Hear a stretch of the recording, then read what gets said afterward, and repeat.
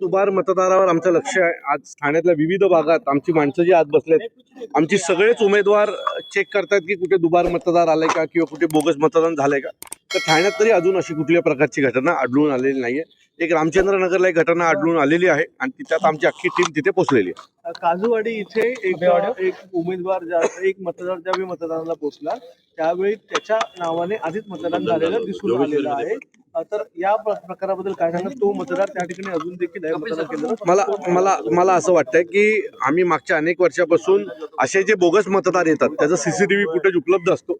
जोपर्यंत CCTV footage पाहून या अशा उमेदवारांना पकडून त्याच्यावर गुन्हे दाखल होत नाही तोपर्यंत अशा घटना घडत राहणार. आता आम्ही याचा पाठपुरावा करू. एक लक्षात ठेवा, बोगस मतदार हा सकाळी आला, सकाळ 7 वाजताच मतदान करून गेलेला कळतंय मला, बरोबर आहे. परंतु आता याच्या पुढची जी यंत्रणा आहे ती आम्ही पूर्ण टाईट केलेली आहे आणि मी जिथे ज्या परिसरात आहे त्या परिसरात अजून अशा कुठलीही घटना आतापर्यंत तरी आमच्या समोर आलेली नाही. अनेक ठिकाणी ठाण्यामध्ये किमान 5 ते 6 ठिकाणी मशीन बंद पडली. अनेक ठिकाणी म्हणजे मी ज्या केंद्र क्रम देखील उलटा सुलटा मी ज्या केंद्रावर उभे आहे इथले 2 मशीनी जवळजवळ 1.5 तास बंद होत्या. एक तर आतमध्ये प्रॉब्लेम होतो की आतमध्ये गेल्याच्या नंतर 4 मशीन आहेत आणि एवढी चिन्ह आहेत ना की माझ्यासारखा माणूसही आतमध्ये गेल्यावर भांबावून गेला. सो मला असं वाटतंय की ही यंत्रणा जी आहे निवडणूक आयोग राबवते ती अतिशय चुकीची आहे. पुन्हा आमची विनंती आहे की एका मतदाराला एकच मतदान करायचा अधिकार असला पाहिजे. या 4 मतदान करणं, त्या प्रत्येक यादीत 10 लोक असणं हे कन्फ्युजन आहे सगळं. आणि आमच्यासारख्याचं जर कन्फ्युजन होत असेल तर ज्येष्ठ नागरिकांचं काय होत असेल. सो दुबार मतदारासाठी तुम्ही कोर्टात पायरी पडली होती, काल ती याचिका फेटाळली आहे. पुढचं पाऊल काय असणार आहे? मी तुम्हाला सांगतो, याचिका फेटाळली म्हणजे काय, कोर्टाचं असं मत आहे की ह्याला वेळ कमी आहे. म्हणजे आम्ही ज्या वेळेला गेलो त्यावेळेला 14 तारीख होती आणि 15 तारखेला मतदान होतं.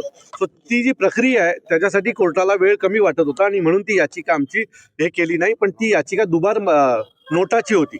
ओके, आमची जी मूळ याचिका आहे तिच्यावर 20 तारखेला आमचं हे होईल. परंतु जी मतदार म्हणजे जी बिनविरोध निवडून आलेले आहेत त्यानंतर जर कोर्टाने जर त्याच्या स्टे दिला तर पुन्हा निवडणुकीत लागू शकतात. मला माहित नाही कोर्टाच्या मनात काय असेल, पण माझं असं मत आहे बिनविरोध ही पद्धतच चुकीची आहे. निवडणूक ही लढूनच जिंकता आली पाहिजे. हे बिनविरोध वगैरे ही नाटकं जी आहेत ना ही जर आता थांबवली नाहीत तर नजीकच्या काळात निवडणुका होणार नाहीत. सरळ गडगंज श्रीमंत लोक स्वतःची उमेदवार ते दुसऱ्या पक्षात माणसं दुसऱ्या पक्षात पाठवतील आणि त्यांना उमेदवारी मिळवून देऊन आदल्या दिवशी त्यांना अर्ज पाठी घेऊन अशा प्रकारच्या निवडणुका भविष्यात होऊ नये याच्यासाठी आम्ही कोर्टाला विनंती करणार आहोत की जिथे जिथे बिनविरोध निवडणुका झाल्या त्याच्या बाबतीतला स्ट्रिक्ट ऍक्शन कोर्टाने घ्यावं. एकनाथ शिंदेचा हा बालेकिल्ला आहे आणि एकनाथ शिंदेच्या बालेकिल्ल्यावर एकनाथ शिंदे विरुद्ध ठाकरे ही एकनाथ शिंदेची जागीरदारी नाही किंवा कोणाचाही बालेकिल्ला नाही. तुम्ही जर नगरसेवक कोणाचे किती याच्यावरनं जर बालेकिल्ला मानत असाल तर हे चुकीची तुमचा समज आहे. जमिनीवर ठाकरे आहेत.